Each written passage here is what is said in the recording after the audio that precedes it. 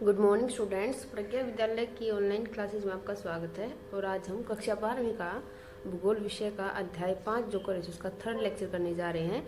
Last lecture में हमने मानव की जो प्राथमिक क्रियाएं हैं वो की थी। उसमें मैंने आपको बताया था कि मानव की एक प्रमुख प्राथमिक क्रिया पशुचारण थी। बाद में जाकर जैसे हमने बात की थी कि व्यापारिक तौर पर भी पशुपालन किया जाने लगा था।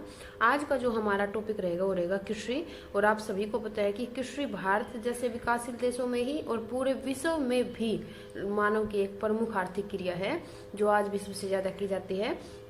देखिए अर्थ क्या है कृषि का? मिट्टी को जोतने, उसमें विभिन्न फसलें व फल फूल उगाने तथा पशुपालन से जुड़ी कला और विज्ञान को कृषि कहा जाता है।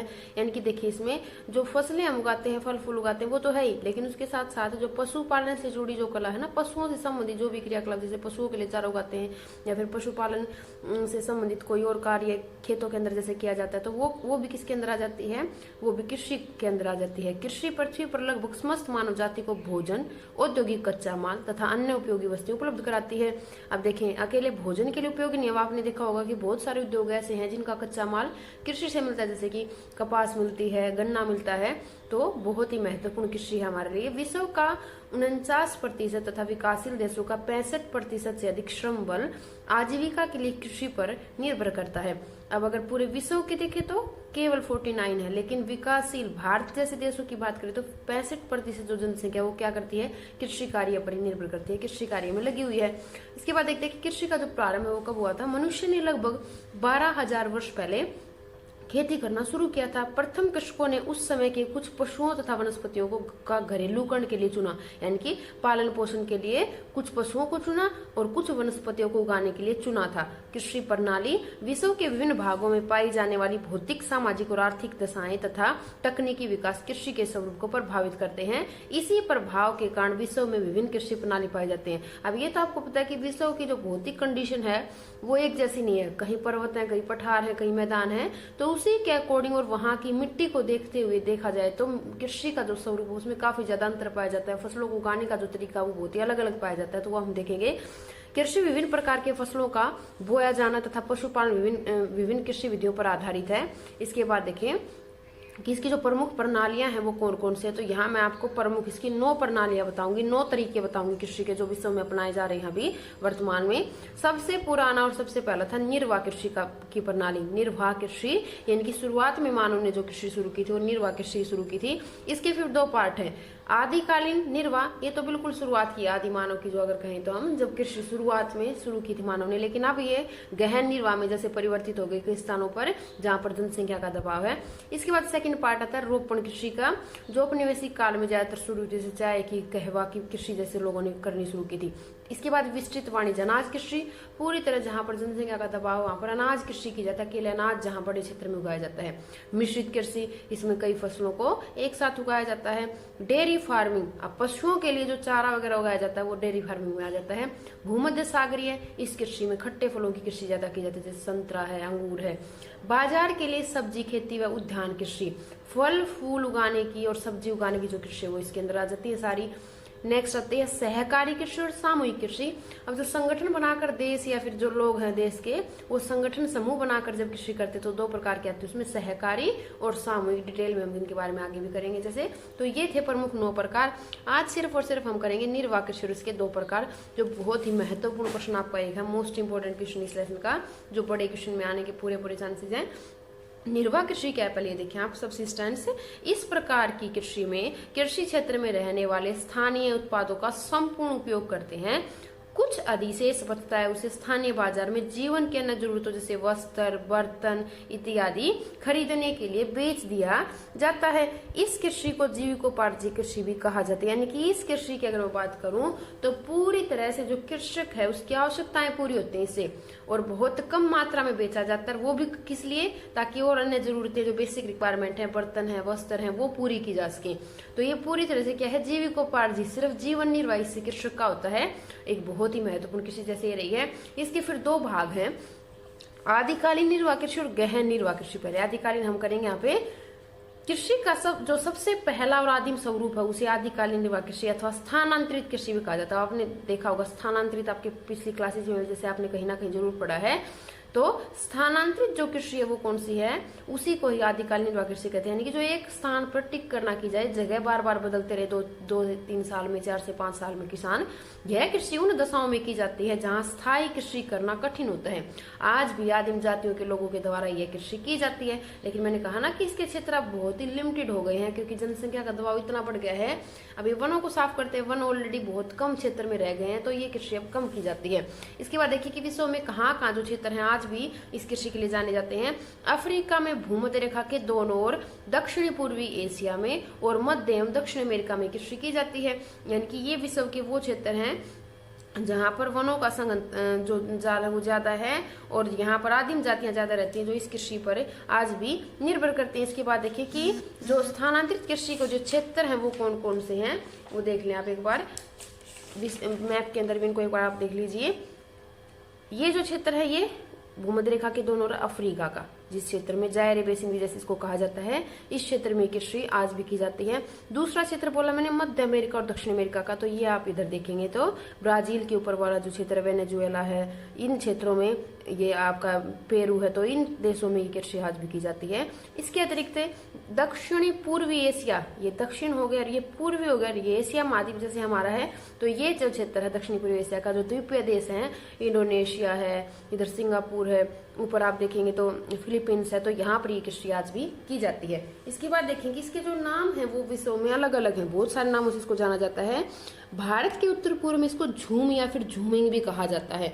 अगर भारत में पूछा जाए आपसे क्वेश्चन, और ये पिछले कुछ सालों के एग्जाम में रिपीट भी हो रहा है बार बार, तो भारत के उत्तर पूर्व में इसको क्या कहते हैं, झूम कृषि कहते हैं। मलेशिया और इंडोनेशिया में इसको लादांग, मलेशिया और इंडोनेशिया इधर अगर आप देखेंगे इन क्षेत्रों में, तो यहाँ पे क्या कहते हैं, इसको लादांग कहते हैं। मध्य अमेरिका और मैक्सिको में इसको क्या कहते हैं, मिल्पा कहते हैं। अगर आप दक्षिण अमेरिका और उधर में मध्य अमेरिका में चले जाएं तो वहां पर मैक्सिको है, उसमें क्या कहते हैं, मिल्पा। ब्राजील में इसको, दक्षिण अमेरिका का एक देश है, रोक्का कहते हैं। जायरे व मध्य अफ्रीका में आ जाते हैं, जो जायरे वैसे मैंने आपको बताया, जो सबसे बड़ा क्षेत्र आज भी इसका है, मसोले। और फिलीपींस में इसे चेनगिन कहते हैं। फिलीपींस जो मैंने दिखाया एशिया का एक कंट्री, ये फिलीपींस, यहाँ पर इसको चेनगिन कहते हैं। तो ये थे इस कृषि के प्रमुख नाम, जो अलग अलग स्थानों पर इसको अलग अलग नामों से पुकारा जाता है। इसके बाद देखें कि कृषि की इस पद्धति में वनस्पति को जलाकर राख को मिट्टी में मिला दिया जाता है, जो उर्वरक का काम करती है। इस कृषि को कर्तन ध्यान कृषि भी कहा जाता है। कर्तन का अर्थ काटना और ध्यान का अर्थ जलाना, पेड़ों को काट कर जलाना, इस कृषि में यही काम किया जाता है। इसमें बोए गए खेत बहुत ही छोटे होते हैं, खेती के लिए लकड़ी, फावड़े व कुदाली जैसे औजारों का प्रयोग किया जाता है। अब देखें टेक्नोलॉजी का बहुत ही अभाव पाया जाता है। पहले तो जैसे बहुत ही पुराने समय की बात करें तो जैसे लकड़ी से ही भूमि को खोदा जाता था, फिर फावड़े, कुदाली वगैरह भी इस्तेमाल की जाने लगी। अब थोड़ी थोड़ी मात्रा में धीरे धीरे कुछ मशीनों का इस्तेमाल भी जैसे करने लगे हैं। जब मिट्टी का उपजाऊपन समाप्त हो जाता है तो 3 से 5 वर्ष बाद कृषक नए क्षेत्र में वन जलाकर कृषि करता है। अब ये जो क्षेत्र था वहां पर कृषि की 3 से 5 साल तक। जब ऐसे लगे कि उत्पादन बहुत ही कम हो गया तो उस जगह को खाली छोड़ जाता है, दूसरी जगह चला जाता है, लेकिन कुछ समय बाद वापस भी उस क्षेत्र पर लौट आते हैं जब वहां पर वन उगाते हैं। इसके बाद इस कृषि से भूमि की उर्वरता कम हो जाती है, इसमें जिससे झूम का चक्कर छोटा होता है। झूम क्या होता है, झूम कृषि को बोलते हैं कि कृषि कितने साल तक की जाए, जैसे मैंने ऊपर कहा ना 3 से 5 वर्ष तक की जाती है। लेकिन धीरे धीरे क्या होता है कि मिट्टी की उर्वरता शक्ति इतनी कम हो जाती है कि उसको बहुत जल्दी खाली छोड़ना पड़ता है, 2 से 3 साल में या फिर 1 से 2 साल में। तो जो झूम का चक्कर है, कृषि का जो टाइम पीरियड है वो छोटा करना पड़ता है, क्योंकि उर्वरता शक्ति बहुत ही कम हो जाती है। इस कृषि को झाड़ी पड़त खेती भी कहा जाता है। ये नाम भी देख लीजिए आप इसका, झाड़ी पड़त भी इसको कृषि को कहा जाता है। कीर्तन ध्यान भी इसको कहा जाता है, झूम भी इसको कहा जाता है जैसे भारत में, और स्थानांतरित भी इसको कहा जाता है, आदिम कृषि भी इसको कहा जाता है। तो इसके नाम बहुत ही ज्यादा हैं। इसके बाद विशेषताएं देखें, यह कृषि किसान और उसके परिवार के भरण पोषण के लिए की जाती है, आर्थिक लाभ के लिए नहीं। इस कृषि में खाद्यान्न फसलें अधिक उगाई जाती हैं, जैसे कसावा, मक्का, केला, शकरकंदी। इस कृषि में प्रति इकाई प्रति व्यक्ति उपज कम होती है, इसलिए जनसंख्या विरल मिलती है। अब क्या है, जो इस भूमि की जो क्षमता है, यानी कि इसकी लोगों को उत्पादन देने की जो क्षमता है, तो वो इसकी बहुत ही कम होती है, इसलिए जनसंख्या क्या होगी, विरल, बहुत कम पाई जाती है, जिसका भरण पोषण यहाँ पर हो सकता है। इस कृषि में फसलों के हेर फेर की बजाय भूमि का हेर फेर किया जाता है। अब फसलें बदल बदल कर नहीं बोते हैं, जैसे हमारे यहाँ पे होता है ना, फसलें बदल बदल कर बोते हैं, हर साल जैसे उपजाऊ शक्ति को बनाए रखने के लिए फसल चेंज कर देते हैं, तो ऐसा नहीं है। फसल तो वही रहती है फिक्स, इनकी जो खाद्यान्न फसलें वो, लेकिन भूमि का हेर फेर कर लेते हैं ये। खेती के लिए सिंचाई साधनों, उर्वरकों, उन्नत बीजों का प्रयोग नहीं किया जाता है। कृषि उपकरण भी उन्नत किस्म के नहीं होते, जैसे ऊपर मैंने बात की थी कि बिल्कुल ही जो सामान्य जो औजार है खेती के लिए वो प्रयोग किए जाते हैं। इसके बाद नेक्स्ट आती है गहन निर्वाह कृषि। इस कृषि में अधिक उत्पादन प्राप्त करने के लिए प्रति इकाई भूमि पर पूंजी और श्रम का अधिक मात्रा में निवेश किया जाता है। अब इस कृषि का जो संबंध है ना वो सघन जनसंख्या से, उसका संबंध किससे था? विरल जनसंख्या से। और इसमें पूरा का पूरा ध्यान किस पर होता है? उत्पादन बढ़ाने पर। इसलिए पूंजी भी ज्यादा लगाते हैं, श्रम भी ज्यादा लगाते हैं, और प्रति इकाई भूमि का उत्पादन है वो भी क्या हो जाएगा? बढ़ जाएगा। इसके कारण यह कृषि मानसून एशिया के घने बसे देशों में की जाती है। जैसे मैंने कहा ना, सघन जनसंख्या, ताकि उसकी आवश्यकताओं को पूरा किया जा सके। तो कृषि भी कैसे की जाती है? गहन की जाती है। तो देखिए इसमें दो प्रकार के, चावल प्रधान गहन निर्वाह कृषि और चावल रहित गहन निर्वाह कृषि। इन दोनों ही को आप अच्छे से कर लें, क्योंकि कई बार इन दोनों में भी अंतर आ जाता है। तो देखिए चावल प्रधान कौन सी और चावल रहित गहन कृषि कौन सी है। इसमें चावल प्रमुख फसल होती है। अधिक जनसंख्या घनत्व के कारण खेतों का आकार छोटा होता है। कृषि कार्य में कृषक का परिवार ही लगा रहता है। भूमि का गहन उपयोग होता है।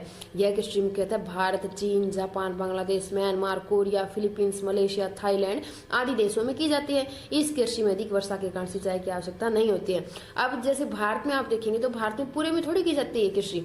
चावल की कृषि सिर्फ उन क्षेत्रों में की जाती है जहाँ पानी की रिक्वायरमेंट पूरी जैसे उत्तर प्रदेश का पूर्वी भाग है, बिहार है, पश्चिम बंगाल है। ऐसे ही चीन में भी जहाँ पर पानी की पूर्ति हो जाए, जापान में भी, बांग्लादेश में भी। इन देशों में ये देश तो सेम रहेंगे चावल रहित में भी, लेकिन जो वर्षा ज्यादा वाले क्षेत्र है उनमें चावल प्रदान की जाती है, और जहाँ वर्षा कम है चावल रहित कृषि की जाती है। और ये उन्हीं क्षेत्रों में की जाएगी जहाँ पानी देने की आवश्यकता कम पड़े। अब एक बार मैप में अगर आप देखें तो ये सारे के सारे कौन से देश थे? ये सारे ही देश एशिया के थे। तो देखिए एक बार जो गहन निर्वाह चावल कृषि, जो आप पिंक कलर जो देख रहे हैं इसको ध्यान से देख लीजिए। ये जो क्षेत्र है ये चावल प्रधान कृषि का है। भारत के जैसे तटीय जो क्षेत्र है वो इधर पश्चिम बंगाल में आ जाइए, फिर बांग्लादेश में, असम में, इधर म्यांमार है, थाईलैंड है, चीन का ये पूर्वी भाग है, जापान है, कोरिया, दक्षिणी कोरिया, यहाँ पे ये दक्षिणी कोरिया है।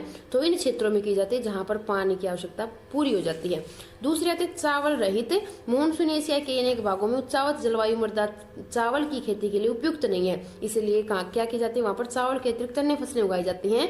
इनमें मुख्यतः ठंडे और कम वर्षा वाले क्षेत्र, उत्तरी चीन, मंचूरिया, उत्तरी कोरिया, उत्तरी जापान, जैसे जो आपने उसके क्षेत्र देखे ना भारत में भी, जैसे यहाँ पर है, इधर आपका चीन का ऊपरी भाग है, इधर ये क्षेत्र है चीन का, जापान का उत्तरी हिस्सा है। तो ये उन क्षेत्रों में की जाती है जहां पर वर्षा कम होती है। यहाँ चावल की अपेक्षा गेहूं, सोयाबीन, जौ आदि उगाया जाता है या बोया जाता है। यानी कि वो फसलें हैं जिनको पानी कम चाहिए, लेकिन वो भी खाद्यान्न फसलें हैं।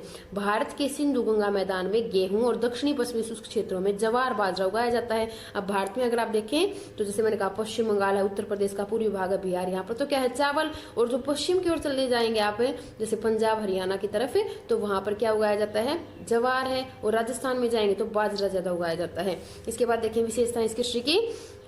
जनसंख्या अधिक, खेतों का आकार छोटा, कृषि कार्य में कृषक का परिवार कार्य करता है, यंत्रों का प्रयोग कम किया जाता है। एक वर्ष में 3 या 4 फसलें कृषि क्षेत्र में उगाई जाती है। इसे बहुफसली खेती भी कहा जाता है। एक नाम और देख लीजिए, बहुफसली, यानी कि 3 या 4 फसलें या 2 से ज्यादा फसलें उगाई जाएं जब एक खेत में एक साल में, तो उसको कहते हैं बहुफसली प्रणाली। और ये क्यों किया जाता है? उत्पादन को बढ़ाने के लिए किया जाता है। इस कृषि में खेत व पशु आत्मनिर्भर होते हैं, क्योंकि पशुओं को चारा मिलता है खेत से, और पशुओं के गोबर की खाद का उपयोग खेत में किया जाता है। अब एक दूसरे पर क्या है? डिपेंड है। पशु खेतों पर डिपेंड है और खेत पशुओं पर खाद के लिए डिपेंड है। खाद्य फसलों की प्रमुखता होती है। इस कृषि से मिट्टी की उर्वरता का ह्रास होता है, जिसकी क्षतिपूर्ति हरी खाद से होती है। कंपोस्ट खाद है, हरी खाद है, गोबर खाद है, वो सब डाली जाती है जैसे पशुओं से मिलती है। इस कृषि में अब मशीनों का प्रयोग भी धीरे धीरे बढ़ रहा है। ये तो थी चावल रहित, जो दोनों की विशेषताएं, वैसे तो चावल प्रधान की और चावल रहित की, दोनों का आप अलग अलग भी करें और इसकी विशेषता भी आप करें। इसके बाद आज का जो आपका होमवर्क रहेगा वो देख लीजिए। आज जो टॉपिक हमने करा वो आपका मोस्ट इंपोर्टेंट है, तो आप इसको बहुत ही ध्यान से करें। पहला प्रश्न एनसीईआरटी का ही प्रश्न आपका, प्रश्न नंबर 1 का जो 7th पार्ट है, वो निम्न कृषि प्रकारों में से कौन सा प्रकार कृत्रिम दहन कृषि का है। अब मैंने आपको कहा था ना कि स्थानांतरित कृषि के जितने भी नाम हैं वो सारे आपको ध्यान रखने हैं। विस्तृत जीवन निर्वाह, विस्तृत वाणिज्य अनाज, आदिम निर्वाह और मिश्रित। अब यहाँ पर अगर स्थानांतरित होता तो भी सही था, लेकिन आदिम निर्वाह तो इसी का नाम है, तो यहाँ का आंसर रहेगा आदिम निर्वाह कृषि। स्थानांतरित कृषि का भविष्य अच्छा नहीं, क्यों? अब देखिए, अब हमने ये तो कर लिया कि स्थानांतरित कृषि अब कम की जाती है, लेकिन इसका भविष्य भी बिल्कुल अच्छा नहीं है। वो क्यों? देखें, इस कृषि से वनस्पति का विनाश होता है, पेड़ों को तो काट कर जलाते हैं, जिसके कारण पर्यावरण को हानि होती है। दूसरा, वनस्पति के अभाव में मृदा अपरदन बढ़ता है, जिससे मिट्टी की उपजाऊ परत नष्ट हो जाती है। अब ये बात मैंने आपको जब टॉपिक कराया था, अभी बताई थी कि धीरे धीरे जो झूम चक्कर है वो छोटा होता चला जाता है, क्योंकि उर्वरता शक्ति मिट्टी की कम हो जाती है। खाद वगैरह तो कोई डालते नहीं है, जो राख मिलते पेड़ों को जलाने से वही मिट्टी में डालते हैं। अब पेड़ों को जलाएंगे तो उससे क्या होगा? मृदा अपरदन बढ़ता है। पेड़ कटेंगे तो क्या होगा? मिट्टी की जो ऊपरी जो लेयर है वो क्या हो जाएगी? अपरदित हो जाएगी और उपजाऊ परत है वो नष्ट हो जाएगी। इसीलिए इसका भविष्य बिल्कुल भी अच्छा नहीं है। इसके बाद देखें, अगला जो प्रश्न आपका रहेगा, आदिम निर्वाह कृषि और गहन निर्वाह कृषि में अंतर स्पष्ट कीजिए। अब अंतर स्पष्ट करने के लिए जो विशेषताएं हमने करी है वही आपको यहाँ पर करनी है। नेक्स्ट, विषयों में आदिम निर्वाह कृषि और गहन निर्वाह कृषि के प्रमुख क्षेत्र मानचित्र सहित दिखाइए। जैसे मैप मैंने आपको दिखाया, ये जो मैप आपका है, इसमें ये जो क्षेत्र आप देख रहे हैं ये है आदिम निर्वाह कृषि के, जो डार्क कलर में दिखाए हैं। जो पिंक कलर में आपके दिख रहे हैं छोटे छोटे पैचेज, वो हैं जो गहन निर्वाह चावल प्रधान है वो क्षेत्र, और जो ऑरेंज कलर में दिख रहा है वो है चावल रहित जो कृषि है। वो तो आप मैप अच्छे से भरें। इसके बाद अगला जो प्रश्न है वो है, गहन निर्वाह कृषि के दो प्रकार कौन से? विस्तार पूर्वक वर्णन करें। चावल रहित और चावल सहित, दोनों आपको डिटेल में यहाँ पे करनी है। और नेक्स्ट है, स्थानांतरित कृषि के विषय में भिन्न भिन्न नाम कौन से हैं? क्षेत्र भी बताएं और नाम भी बताएं, जैसे कर्तन दहन भी है, झाड़ी पड़त भी है, आदिकालीन निर्वाह कृषि भी है। ये तीन तो है। इसके अलावा क्षेत्र भी मैंने आपको बताए थे कौन कौन से थे, वो सारे आपको यहाँ पे करने। तो ये आज आपका होमवर्क रहेगा। इसको अच्छे से फिर नोटबुक बता रहे, अच्छे से इसको याद करें। Thank you.